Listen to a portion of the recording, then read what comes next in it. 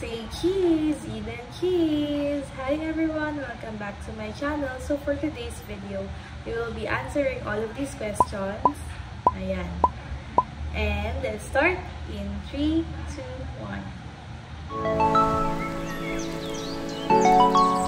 1. Okay guys, so for today, meron tayong 5 questions from random people.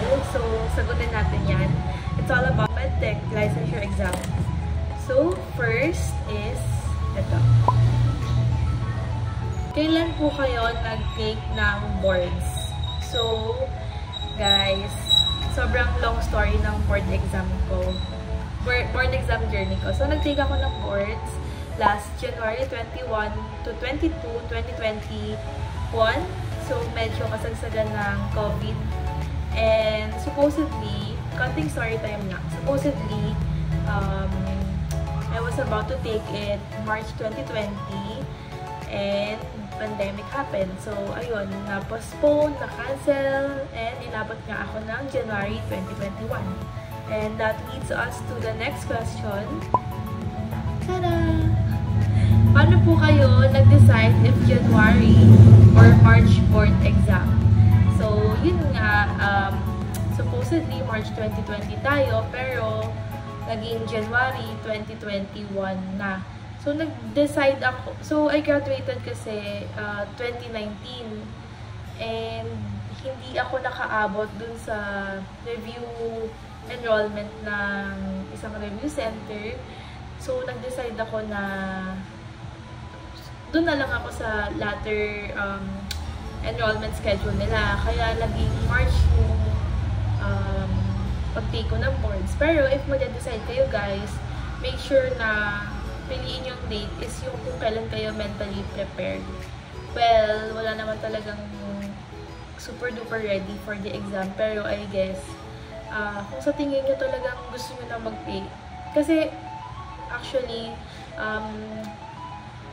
sinasabihan din nila ako before na mag-take na ako nung September 2019 na exam, pero sabi ko nga hindi pa ako ready. So, I felt na nung March 2020, yun talaga yung date na ready ako. But unfortunately, nagka-COVID naman. So, piliin nyo guys yung month of exam na tingin nyo nakakapag-review kayo enough and talagang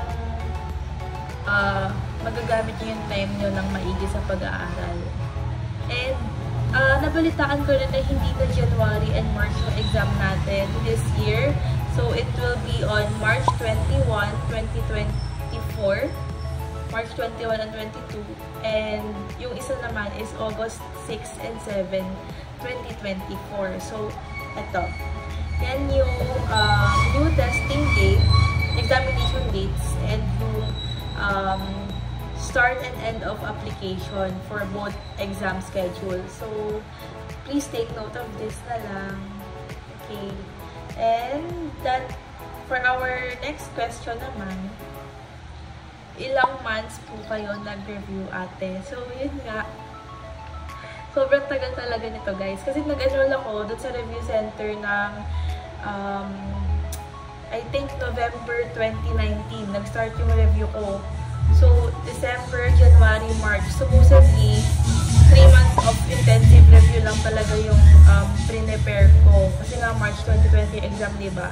Pero, nagka-COVID. So, isipin nyo, November, December, January, February, March, April, May, June, July, August, September, more than 1 year. Kasi nakapag-take ako ng course, January 2021 na.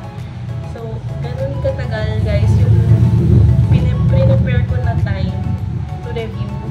Although, sa tingin ko, disclaimer ha, on those days, hindi ako everyday nag-aaral talaga. Pero, ang ginagawa ko is nagbabasa ako.